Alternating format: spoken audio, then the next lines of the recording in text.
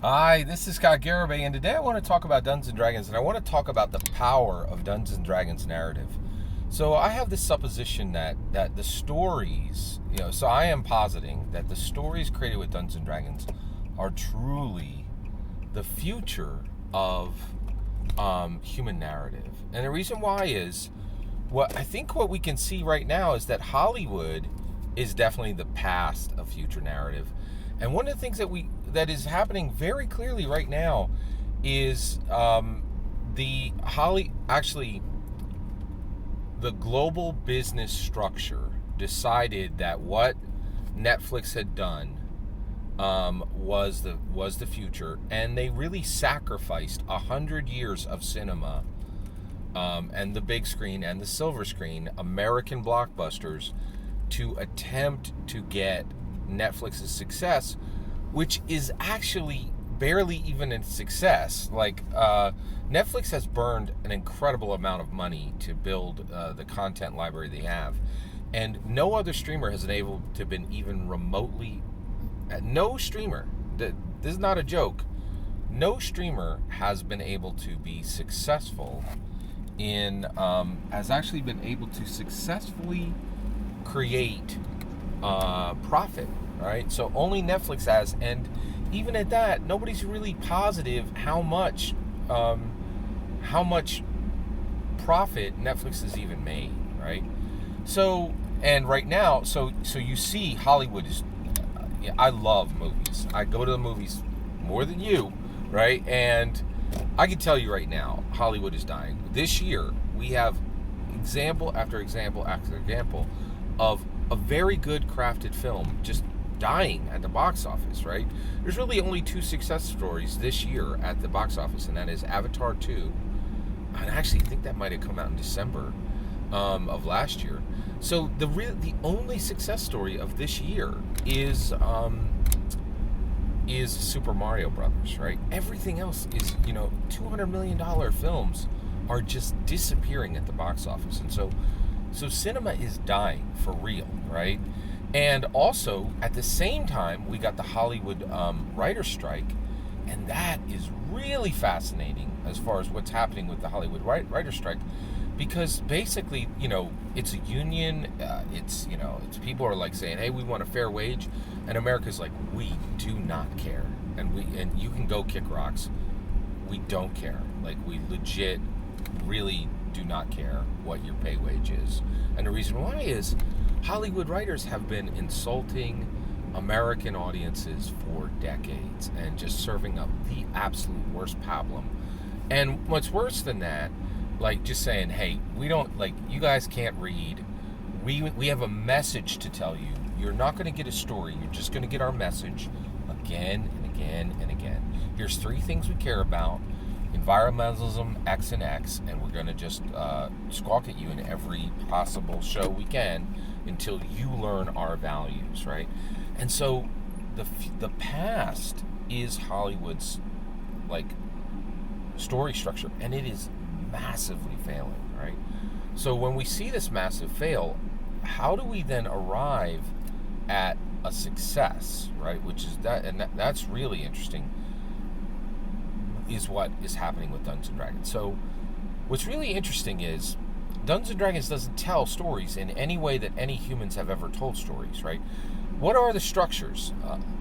There's a shaman. Shaman comes and tells a story to the tribe. That is a specific structure, right? There is the author structure, right? One author writes a book. Maybe it goes through an editor, and then it's received by the reader, right? Hollywood's notes from executives, 17 different writers, nothing but like 95% message, 5% story if you're lucky, right? These are structures, right? But what is Gary Gygax's super narrative structure, right? And he's like, okay, the Dungeon Master builds a framework. He puts that framework in front of the players, okay?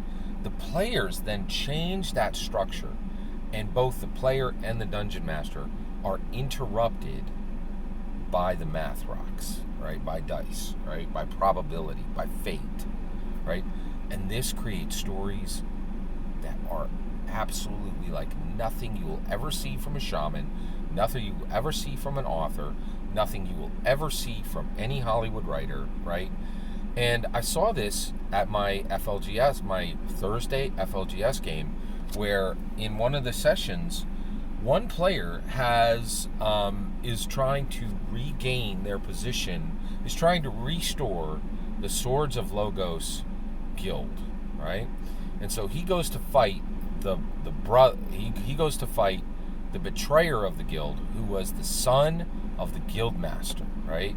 And what's expected is that there is going to be, he's going to have a monologue with that guy. They're going to, pull out their swords, and everybody's going to witness this epic fight between them. That would happen in a shaman story. That would happen in a play. That would happen in a Hollywood story, maybe. Maybe after they both monologued at you about environmentalism, or the two other things that Hollywood cares about and nothing else, right? Like the two other major themes that have to be in every single one of their projects, right?